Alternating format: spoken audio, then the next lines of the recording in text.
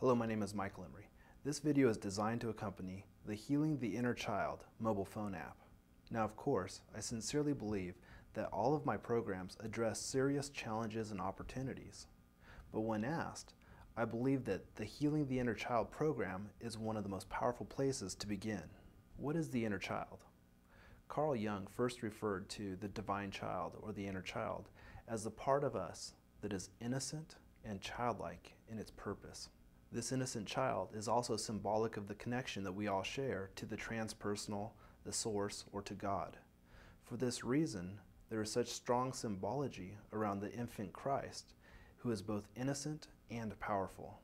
I find it important to point out that as the child represents one's starting point in the journey through life, the same innocent, childlike qualities are found in the ancient archetypal system of telling the story of life, also referred to as the tarot. Now, I personally do not perceive the tarot cards as predictive, but I do understand how someone who does not pay attention to history or fails to perceive the macro cycles of humanity or of the individual's course through life could perceive the tarot cards as being predictive. In my opinion, the pictures of the tarot tell a symbolic story as they tap into the often unconscious archetypal levels of dreams and metaphor. Like life, the tarot deck begins with the card 0, representative of the Fool. Sally Nichols, the author of Jung and the Tarot, An Archetypal Journey, writes this: "The Fool appears to be directing his gaze at some distant goal. Although he is pictured as a young man, there is nothing of the devil-may-care gaiety or bounce of youth about him. It is as if he's setting out, quite consciously, on the path of self-realization, with a dedication and purpose usually achieved only in the second half of life. One might feel that he is retreating from life before he has lived. Perhaps he feels that our world and its values offer him no opportunity for self-fulfillment. Ideally, he will return from his inward journey, inspired to create a new and challenging world more worthy of his effort. The Fool, who with childlike innocence embarks upon the path of self-discovery. To those who are watching, his or her actions might seem foolish, but it is within these experiences that we find the catalyst for our own personal development. The Fool card is marked with a 0. And just as Carl Jung defined the ego as the center of consciousness, he used the term self to define the center of one's psyche. The ego is made and the self is given. Both the archetypal fool and the innocent child are one and the same. Both are expressions of oneself. In my experiences, I found that women tend to be more open to working with the inner child than men do. If you want to see a grown man become nervous, then just ask him about any unresolved childhood issues, big or small.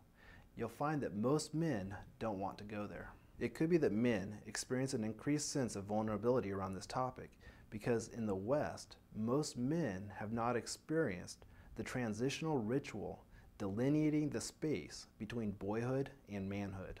Thereby, we men wander about without the distinct sense of knowing that one's inner boy serves as a wisdom guide to the external man. In fact, it is common to see in the actions and the mindsets of the unintegrated man who seeks to serve the follies and the whims of the childlike nature. There is a question as to who is in charge. Does the man serve the boy, or does the boy serve the man? The inner child is symbolic as a measure of dignity, trust, compassion, innocence, honor, integrity, and many other virtues. As I'm not a woman, I don't know firsthand why women tend to be more open to working with the inner child. Perhaps, as some biologists would suggest, women are more intimately connected with the nature of their own development. It is biologically undeniable that a woman is transitioning from girlhood to womanhood. From an NLP perspective, I perceive the opportunity to heal and strengthen the inner child as a parts conflict. There is the part of the individual that is represented by the attributes of the inner child, the innocence, the aspirations, the interests, the wonder. Then there's the other part of the individual who is represented by the formative, real-life experiences. These formative experiences are what we carry with us as our personal history. They are comprised of our personal successes and failures, our fears and our hopes, our sadnesses and our joys. These are what affect our perspectives of what we are capable of and what is possible for us. The Healing the Inner Child program serves as a tool for you to go back and rewrite the significant emotional events from the learning position. What you learned at the time may have been true for you, but it is no longer true. Or what you learned might have been perceived as true, but it was not. You'll have the opportunity to visit old experiences and change your perceptions of them. Obviously, you can't change the past, but you can definitely change the way you perceive it and how it affects your future. In every experience, both beneficial and non-beneficial, you are learning. Often, the emphasis is placed upon avoiding the experiences that are limiting or negative. But instead of that, you have the ability, the capability, and the responsibility of changing those experiences into learning experiences that are empowering for you.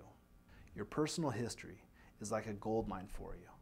Until now, it may have been something that you've avoided examining, but I promise you that at the core of every significant past event, there lies the catalyst for your personal development.